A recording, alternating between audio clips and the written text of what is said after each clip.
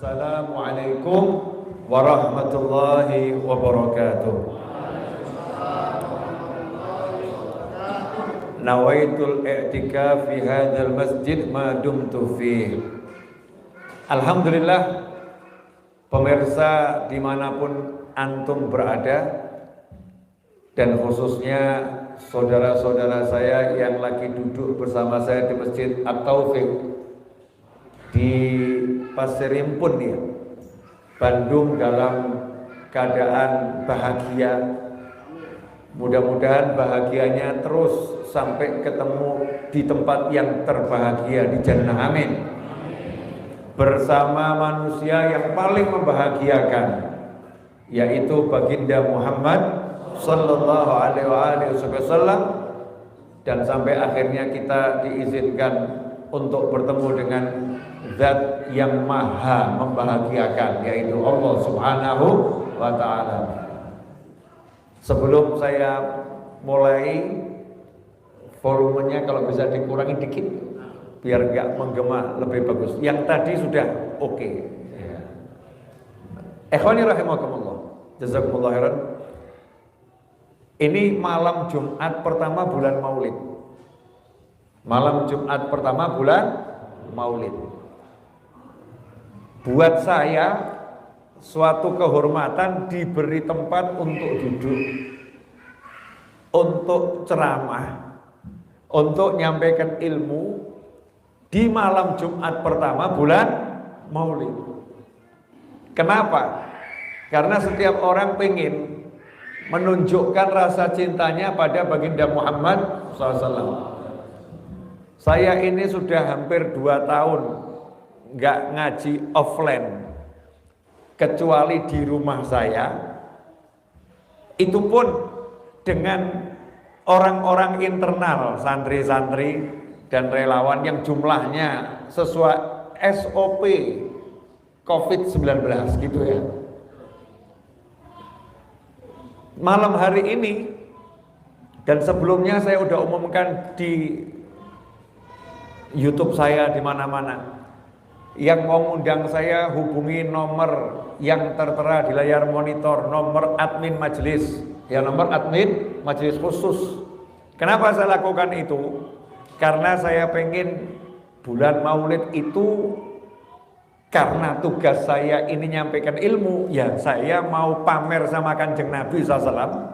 Saya mau ngomong ya Rasulullah gitu. Saya bisanya ini mau saya tunjukkan. Bisanya saya ceramah, saya mau ceramah untuk ikut senang dengan bulan kelahiran Nabi Muhammad sallallahu alaihi wasallam. Gak ada yang buat kita itu bisa selamat kecuali syafaatnya Nabi Muhammad SAW. Gak ada. Mau Nabi, mau Rasul, ya mau Nabi, mau Rasul, itu kalau nggak dapat syafaatnya Nabi Muhammad SAW, semuanya tanda tanya. Yang ngomong gini bukan saya. Mana mungkin saya berani ngomong seperti ini. Tapi yang ngomong langsung Nabi Muhammad SAW.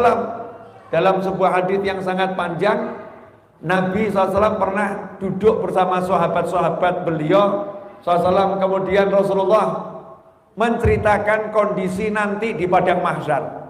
Pemirsa, Bapak Ibu semuanya, padang mahsyar ini saya mau kasih bocorannya sedikit, ya, dikit aja, nggak usah banyak-banyak. Karena padang mahsyar itu nggak enak. Buat yang orang yang nggak enak. Kalau buat kita, insya Allah enak-enak saja, amin. Padang mahsyar itu namanya padang, suatu lapangan. Mahsyar, tempat berkumpulnya manusia dan jin. Dari zaman Nabi Adam sampai nanti yang terakhir di kiamat. Setelah masuk alam kubur, di alam barzakh, kiamat tiba, semua dimatikan oleh Allah Ta'ala. Setelah itu semua dihidupkan lagi oleh Allah Ta'ala, terus dibangkitkan, dipanggil untuk kumpul. Kumpul untuk apa? Kumpul untuk nanti ditanya langsung sama Allah Ta'ala, diperhitungkan yaumul hisab, untuk ditanyain Kalau bahasanya kepolisian diinterogasi. Ya, diinterogasi langsung oleh Allah Subhanahu wa taala. Nah, sampai hari interogasi itu kita didiamkan di padang mahsyar. Menurut riwayat yang pernah saya baca, kurang lebih 1000 tahun. Dengan matahari yang jaraknya didekatkan sedekat-dekatnya. Sampai digambarkan matahari terletak di atas kepala. Ya, dekatnya luar biasa. Padang mahsyar tidak ada di situ bangunan. Enggak ada yang namanya gunung, enggak ada yang namanya pohon, enggak ada yang namanya iup-iupan gitu ya. Kecuali ada kecualinya. 7 kelompok manusia nanti yang dapat ruang VVIP. Illa dhilluh, naungannya Allah Ta'ala. Hanya saja nggak pernah dijelaskan. Naungannya Allah itu nanti wujudnya tanpa naungan tapi nggak kepanasan. Apa ada naungannya betul? Nah, itu tidak dijelaskan. Karena Allah Maha Kuasa dan Allah Maha Bisa. Nggak usah pakai bangunan tapi full AC. Kalau kita kan full AC harus tertutup semua ya. Allah Maha Bisa, walaupun tembus pandang, nggak ada penghalang, tapi nggak panas.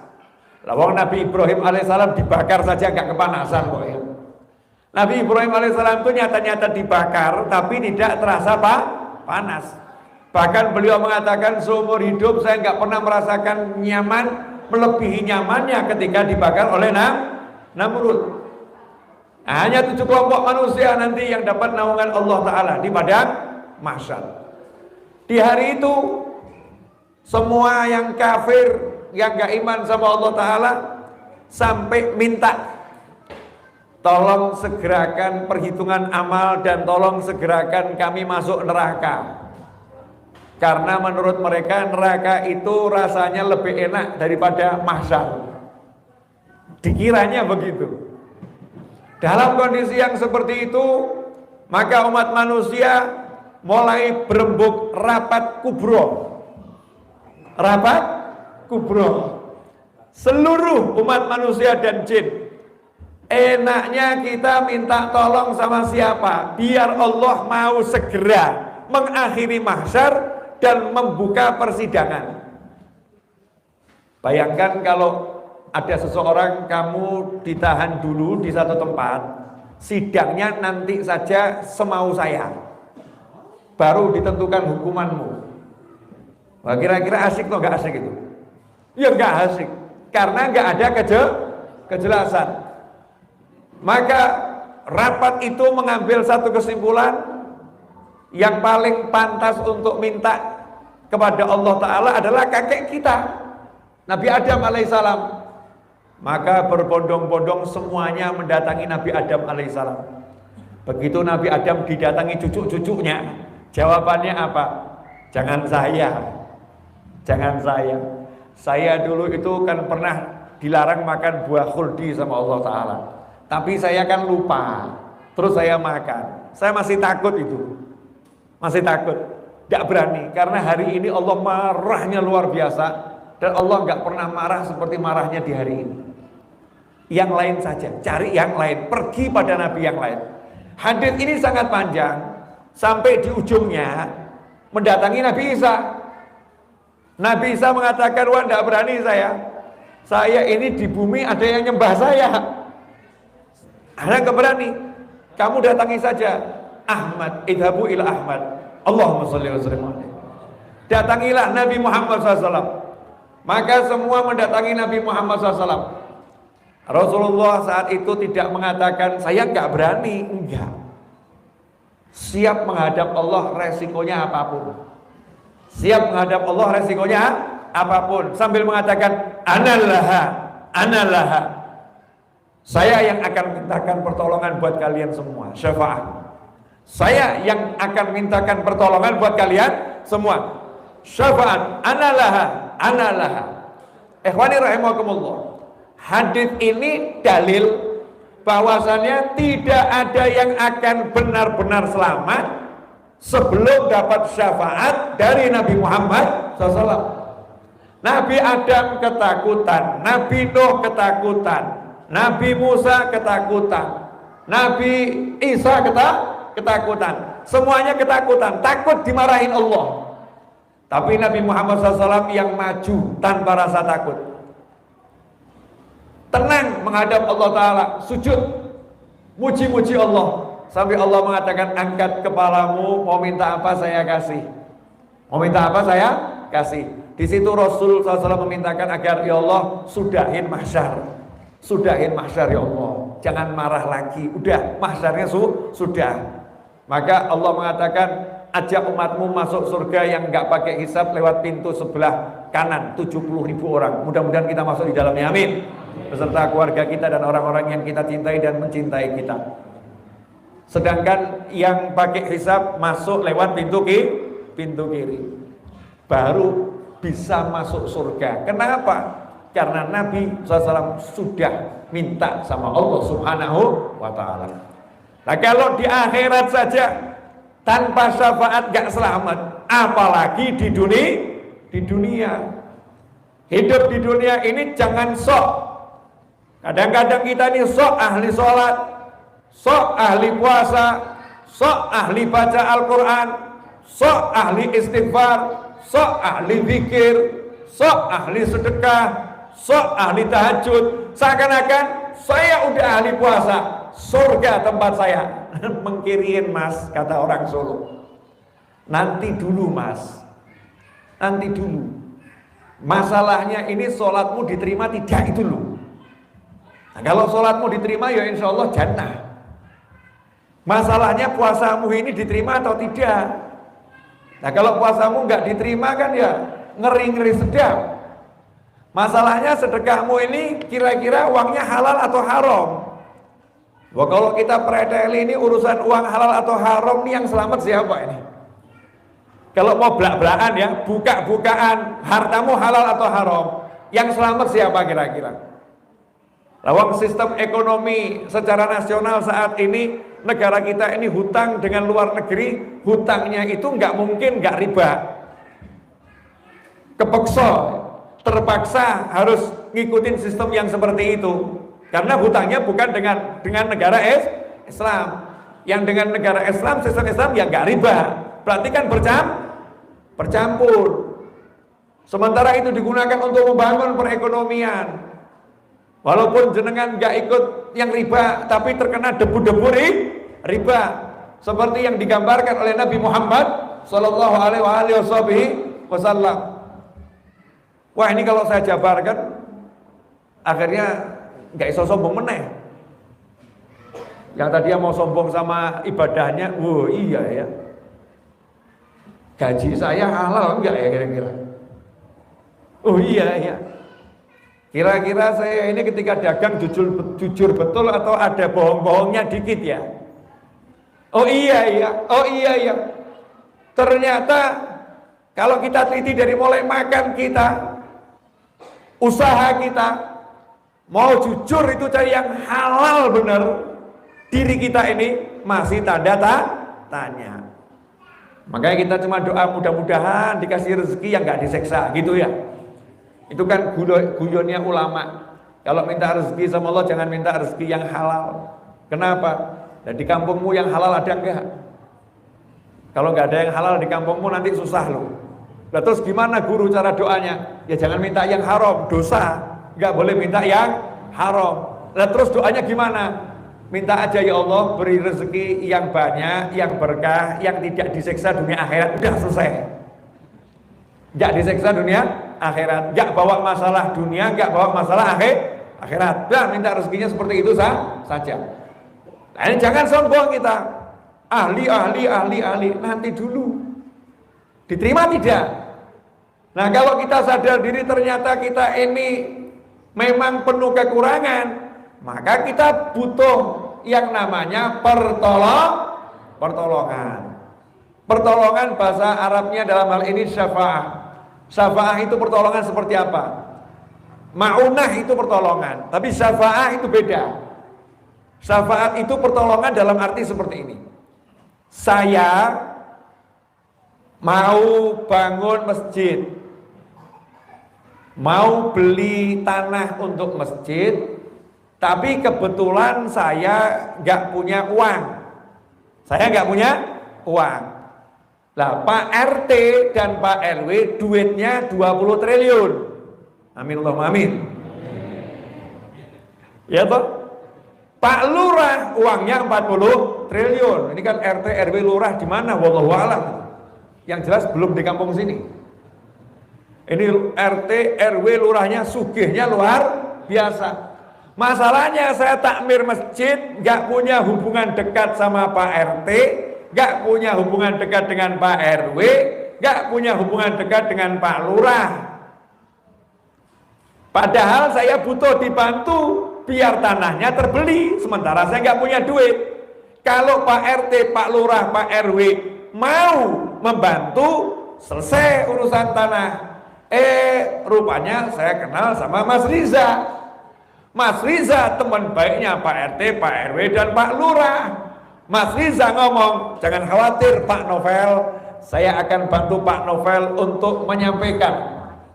Ya, saya akan bantu Pak Novel untuk menyampaikan hajatnya Pak Novel beli tanah. Saya yang akan ngomong ke Pak RT, saya akan ngomong ke Pak RW, saya akan ngomong ke Pak Lurah. Saya yang maju nanti. Saya yang maju. Nah, Mas Riza yang maju kepada Pak RT, kepada Pak RW, kepada Pak Lurah untuk menyelesaikan masalah saya, itu namanya Mas Riza lagi memberikan syafaat kepada saya. Jadi syafaat itu mewakilkan diri menghadap kepada orang lain untuk masalahnya orang lain. Syafaat. Tidak ada seorang pun masuk surga kecuali dengan syafaat Nabi Muhammad SAW. Kalau Rasul gak menghadap pada Allah tadi sujud, maka pintu surga tidak akan dibuka. Paham ya? Jadi boleh dilanjut? Penting gak syafaat? Kalau bahasa Indonesianya cari kenalan. Betul? Cari kenalan yang deket sama seseorang biar urusan kita beres. Mau melamar anaknya Pak Camat. Anaknya Pak Camat cantik jelita, solihah, sugih pol. Lah kita mau melamar anaknya Pak Camat. Pak Camat gak kenal kita dan kita banyak kekurangan. Biar Pak Camat minimal mau lihat kita, caranya bagaimana? Ternyata Pak RT teman baik Pak Camat. Maka saya nggak langsung deketin Pak Camat karena nggak dikenal. Saya deketin Pak RT. Pak RT tolong, anak Pak Camat itu saya suka. Minimal Pak RT sampaikan deh. Dia ditolak nggak masalah, tapi minimal sampaikan dulu. Siapa tahu kalau yang minta Pak RT untuk saya diterima. Karena yang dilihat bukan saya, tapi yang dilihat adalah Pak RT. Ini namanya syafaat. Nah, tidak ada orang bisa masuk surga kecuali setelah ada syafaat dari Nabi Muhammad SAW. Gak bisa. Kalau begitu, penting tidak kita cari syafaat? Bukan lagi penting, harus. Jangan andalkan sholatmu di hadapan Allah Ta'ala. Lawang Nabi Adam saja gak ngomong, aku Nabi Adam, aku ini bapaknya kalian semua. Nabi Muhammad SAW adalah keturunanku. Itu Nabi yang terbaik, itu anak cucuku. Aku mau ngadep Allah Ta'ala. Ya, dengan semua ini, Nabi Adam aja gak ngomong begitu. Gak berani pamer sholatnya. Nabi Musa gak berani pamer ibadahnya. Nabi Nuh gak berani pamer ibadahnya. Nabi Isa, Nabi Isa itu mukjizatnya kurang apa? Kalau kita baca Al-Quran tuh Nabi Isa, ya kita harus iman kepada Nabi Isa. Semua anbiya wal mursalin kita harus iman. Tapi yang paling kita imani adalah Nabi Muhammad SAW sebagai penutup anbiya wal mursalin. Nabi Isa itu mukjizatnya orang mati dihidupkan. Yuhyil mauta. Allah mengatakan dia menghidupkan yang mati. Padahal yang menghidupkan yang mati siapa? Allah. Tetapi Allah nisbatkan di Al-Quran perbuatannya itu dilakukan oleh Nabi Isa. Nabi Isa menghidupkan yang mati, dikasih tambahan biidznillah, dengan izin Allah. Dengan izin Allahnya enggak ditaruh di depan. Dengan izin Allah dia menghidupkan yang mati, enggak, tapi ditaruh di belakang. Nabi Isa menghidupkan yang mati dengan izin Allah. Maksudnya apa? Allah lagi mamerin, ini Nabi Isa top banget loh. Nabi Isa itu mampu yang buta tunanetra diusap melek dengan izin Allah. Tapi Nabi Isa loh. Artinya kita disuruh menghargai kelebihan yang Allah berikan pada hambanya. Jangan dianggap oh itu semua karena Allah. Ya selesai masalah. Betul, semua karena Allah. Tetapi Allah milih hamba-hamba tertentu untuk menjadi kepanjangan rahmatnya Allah, kepanjangan rezekinya Allah, kepanjangan kebesarannya Allah subhanahu wa ta'ala. Nah ternyata Nabi Isa nggak pamer seperti itu, justru mengatakan aku ora wani, saya nggak berani, ya saya takut. Pergi kepada Ahmad, pergi kepada Nabi Muhammad SAW, dia yang akan memberikan syafaat. Nah ini menunjukkan bahwasannya semua orang tidak akan bisa masuk surga sebelum dapat syafaat Nabi Muhammad SAW. Makanya jangan pamer, aku begini, jadi fokus saja cari syafaat.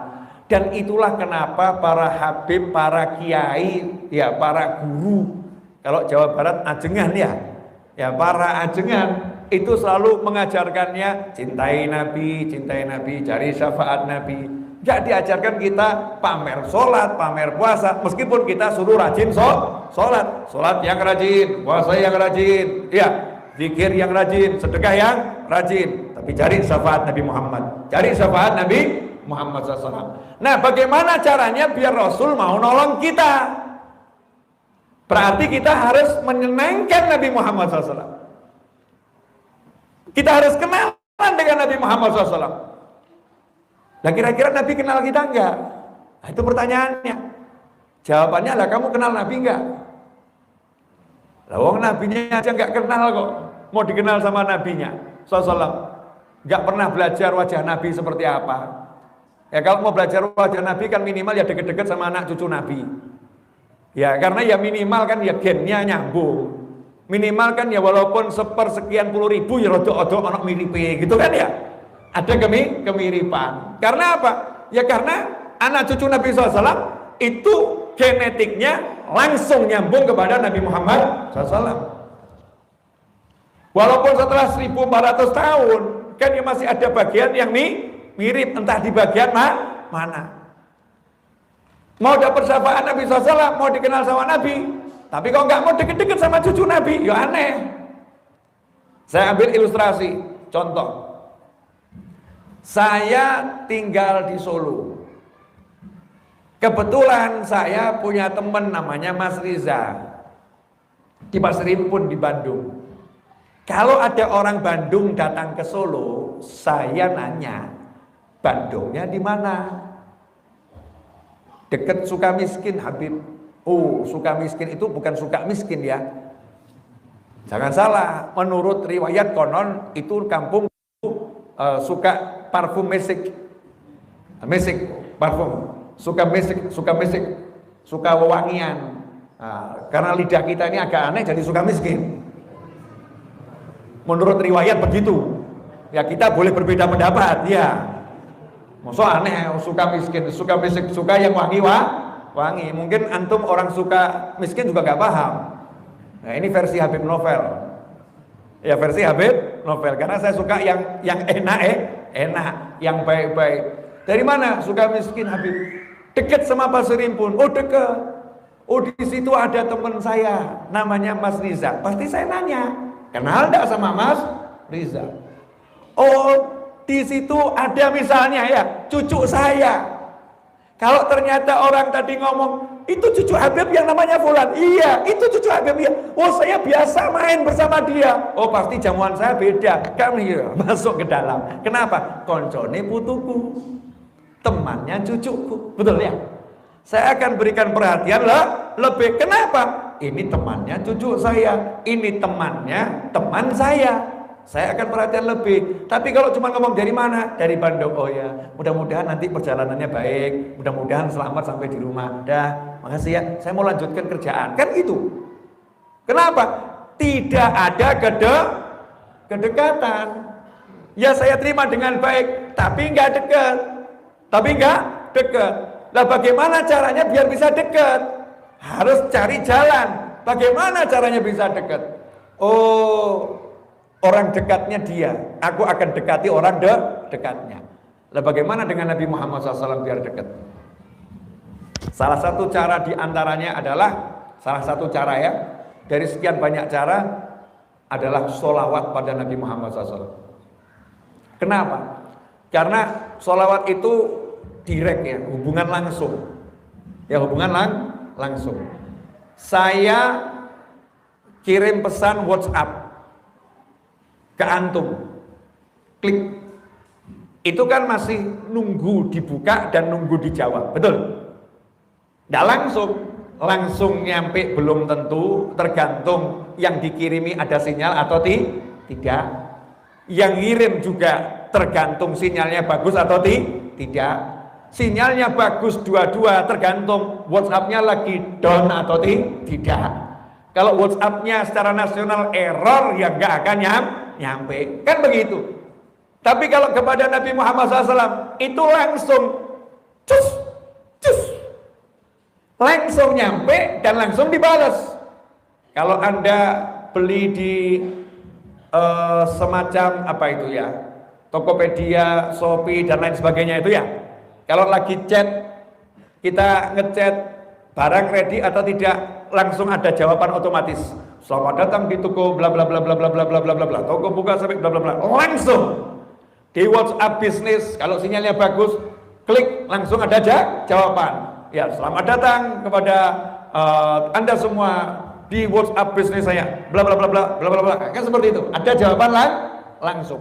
Lah kalau baru Tokopedia, Shopee dan kawan-kawannya bisa punya sistem menjawab langsung, tapi itu robot. Itu robot. Lantas bagaimana dengan sistemnya Allah SWT yang Allah bukan siapkan robot, tapi Allah siapkan malaikat khusus.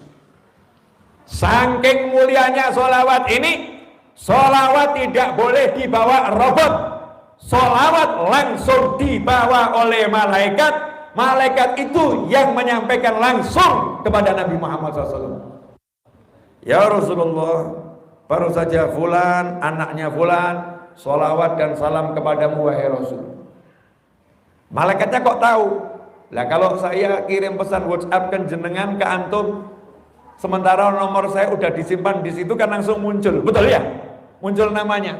Nah ini malaikat dikasih Allah Ta'ala dalam hadis satu daftar, ya satu daftar database semua nama makhluk ila yaumil qiyamah. Jadi tidak ada satupun yang sholawat dan salam kecuali langsung namanya muncul.